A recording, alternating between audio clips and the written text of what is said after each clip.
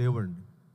చాలా హర్డిల్స్ ఉంటాయి, తర్వాత ఎగుడు దిగుళ్ళు ఉంటాయి, ఎత్తు పల్లాలు ఉంటాయి, జయాపజయాలు ఉంటాయి, ఎగ్జైట్మెంట్లు ఉంటాయి, డిప్రెషన్లు ఉంటాయి. ఇవన్నీ కూడా తట్టుకుని వచ్చిన వాడిని, అవన్నీ నాకు జరిగినాయి.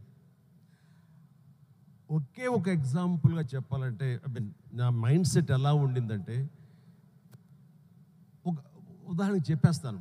న్యాయం కావాలనే సినిమా, శారద గారు ఆఫ్టర్ లాంగ్ గ్యాప్ రీఎంట్రీ, ఆవిడ ఒక డిఫెన్స్ లాయర్, నా తరపున కొంగర జగ్గయ్య గారు ఒక డిఫెన్స్ లాయర్, రాధిక ఒక దాంట్లో ఉంది, క్రాంతి కుమార్ గారు పైన క్రేన్లో ఉండి ఆయన కొంచెం ఆపరేట్ చేస్తారు, though is a producer. And 300-400 మంది, ఇప్పుడు ఇక్కడ ఎంతమంది ఉన్నారు ఈ హాల్లో అంతమంది జూనియర్ ఆర్టిస్ట్ తోటి ఉంది. అది లాస్ట్ వర్డిక్ట్ ఆ న్యాయం కావాలి సినిమాకి. సో అందరూ రెడీ ఉన్నారు, నేను బయట ఉన్నాను. అసిస్టెంట్ డైరెక్టర్ వచ్చి పిలిచిన తర్వాత గబగ వచ్చేస్తే నా బోన్లో నేను ఉంచున్నాను. అందరం ముందు ఆయన, ఏంటంటే మేము కూడా పిలవాలా, వచ్చి ఇక్కడ పడి ఉండారా మీరు, ఏంటంట అప్పుడే సూపర్ స్టార్ అనుకుంటున్నారు మీరు, ఏమన్నా ఉండండి, ఇది పెద్ద పెద్ద యాక్టర్లు లేరా, జగ్గయ్య గారు, శారద గారు అనేసరికి ఒక్కసారి గుండె పిండేసేట్ అయింది విజయ్.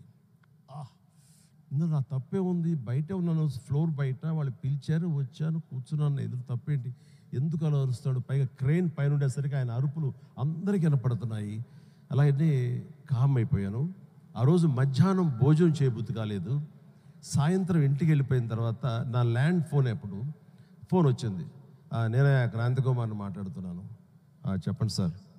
ఏం లేదు, శారద జ్ఞాపక శక్తి లేకో ఏమో తెలియదు, ఫిల్మ్ తినేస్తుంది. అప్పట్లో కోట 400 లేదా 500 అడుగులు మాత్రమే ఇచ్చేవాడు రోజుకి. ఆయన స్ట్రెస్లో ఆయన ఉన్నాడు, ఆయన కోపాన్ని దాన్ని నా మీద చూపించుకున్నాడు. బట్ అది కాదు నన్ను ఎంత నిర్వీర్యం చేస్తుంది, ఎంత డిప్రెస్ చేస్తుంది, ఇంతమంది ముందు నేను ఎంత అవమానానికి గురవుతాను అనుకున్నాను. కానీ ఆయన అన్న మాటలు, అవమానం అన్నీ పక్కన పెట్టి ఒక్క మాట మాత్రం నా మైండ్లో ఉండిపోయింది. అయితే మీరు సూపర్ స్టార్ అనుకుంటారా అని. ఎస్, అవి చూపిస్తా. ఆ ఒక్క ముక్క మాత్రం నా మైండ్లో, నా మదిలో ఉండిపోయింది. కసి పెరిగింది. ఈ అవమానాన్ని, దాన్ని ఆయన మీద రెవెంజ్ తీర్చుకునే కంటే కూడాను దాన్ని నేను ఎదుగుదలకు నా స్టెప్స్గా నేను వాడుకున్నాను. ఇది వాస్తవం విజయ్. ఇలాంటివి చాలా జరిగినాయి.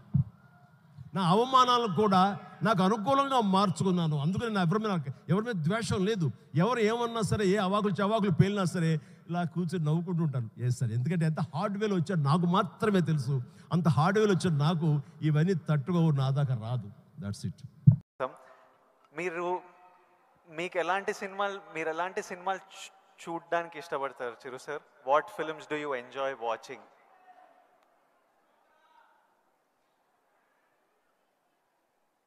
చెప్తే నవ్వుతారు వాళ్ళు, తెలియాలి, మా అందరి క్యూరియాసిటీ. ఎందుకంటే మా ఇంట్లో నవ్వుతారు. అది మిక్కీ మౌస్, లార్ల్ అండ్ హార్డీ,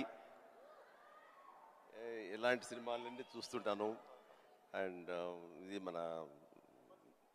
ఇలాంటి సినిమాలన్నీ కామెడీ సినిమాలు చూస్తుంటాను. సినిమాలుగా చూస్తే జాకీ చాన్ సినిమాలు చూస్తుంటాను, ఆ యాక్షన్ హై ప్యాక్డ్. ఇంకొంచెం బెటర్ సినిమాలు అంటే ఇప్పుడు టాప్ గన్ అని మొన్న వచ్చింది కదా, టామ్ క్రూజ్, ఇలా చూస్తుంటాను.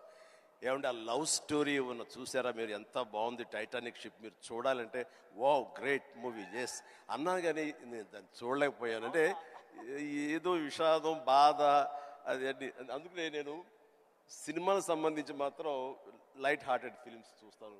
అందుకని నాకు మా గ్రాండ్ డాటర్స్తో మాత్రం మంచి మ్యాచ్ అవుతుంటుంది. అందుకని వాళ్ళు ఎంతసేపటికి కోకో మిలన్ ఇలాంటివి కొన్ని చూస్తుంటారు.